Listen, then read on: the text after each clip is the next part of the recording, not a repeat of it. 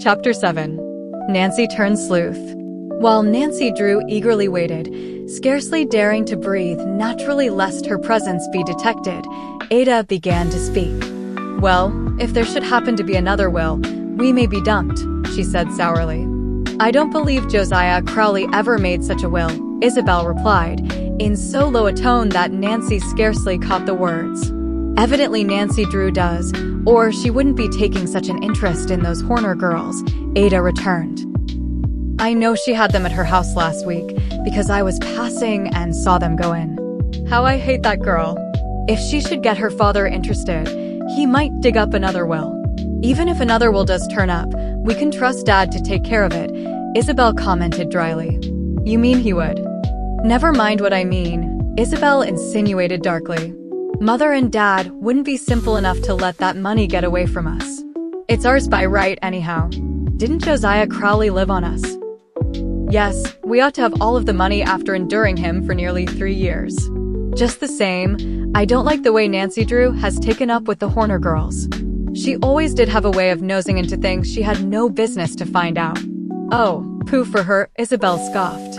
"Let her try to discover anything she likes. The money was given to us fairly enough." The conversation ended abruptly as Isabel and Ada arose from the bench and walked on down the street.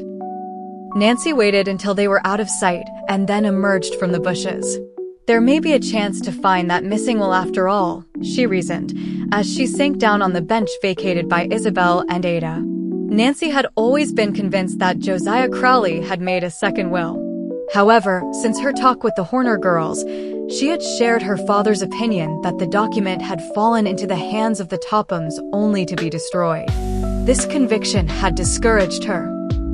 Now the information which she had gleaned from the snatch of overhead conversation gave her new hope.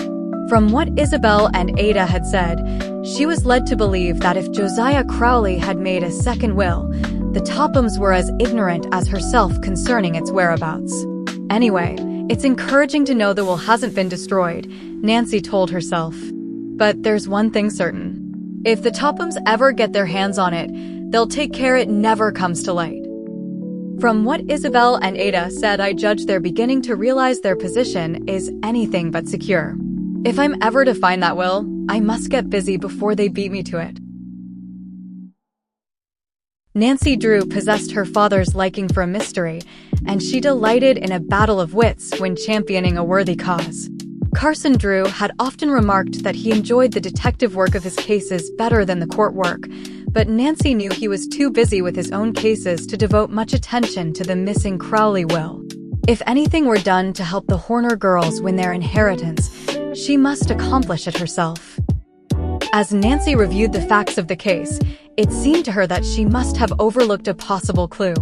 Never had a mystery appeared more baffling. For nearly 10 minutes, Nancy sat lost in deep thought. Then, with a cry of delight, she sprang to her feet. How stupid of me not to think of it before. The Horner girls aren't the only ones who should have figured in the will. There were a number of relatives, and Father said that they filed a claim, too. I wonder who they are. If I could talk with them, it's possible I might learn something that would have a bearing on the case. Convinced that the inspiration was a happy one, she set off toward her father's office. He was engaged in an important conference when she arrived, and Nancy was forced to wait 10 minutes before she was admitted to the inner office. "Now what?" her father asked, smiling as she burst in upon him. "Is it a new dress you want?" Nancy's cheeks were flushed and her eyes danced with excitement. "Don't try to tease me," she protested. "I've stumbled onto something important, and I want information." "At your service, Nancy," Mr. Drew said. "But if it's about that Crowley case, I've told you everything I know." Nancy poured out the story of her encounter with the Topham sisters in the department store and told of the conversation she had overheard in the public park. Mr. Drew listened with interest until she had finished. "And now what is it you want?" he asked gravely. "I thought if I went to those other relatives, I might be able to learn something which may help solve the mystery." "A good idea, Nancy. But I don't know their names, and that's why I came to you." "I wish I could help you, but I'm afraid I can't," Mr. Drew said regretfully. Nancy's face fell. "Wait a minute," he called as she turned to leave. I can't supply the names you want, but I think I can tell you where to find them. Where? At the courthouse. They should be on file. He glanced at his watch and frowned. But I'm afraid it is too late to go there this afternoon. Oh, and I'm anxious to find out right away, Nancy declared in disappointment. If I delay even a single day, the Tophams may get ahead of me and find that will. Suddenly her face brightened as she thought of something. I know. I'll jump into the roadster and run out and have a talk with the Horner girls. They should be able to furnish me the information. You can try them at least. That's just what I'll do, Nancy decided as she turned again toward the door. Just a minute, Carson Drew stopped her. I wonder if you realize just what you're getting into, Nancy? Why, what do you mean? Only this. Detective work isn't always the safest occupation in which to engage. I happen to know that Richard Topham is an unpleasant man when crossed. If you actually succeed in learning anything which may help the Horner girls, you are certain to have the Tophams in your wool. I'm not afraid of them, Father. Good, Mr. Drew exclaimed. I was hoping you would say that. I'm glad you have the courage of your convictions, but I didn't want you to march off into battle without a knowledge of what, undoubtedly, you will be up against. Battle. Yes, battle. Rest assured the Tophams won't give up the fortune without a bitter struggle. However, if they attempt to make serious trouble, I promise to deal with them myself. I only wish I had the time to help you find the will.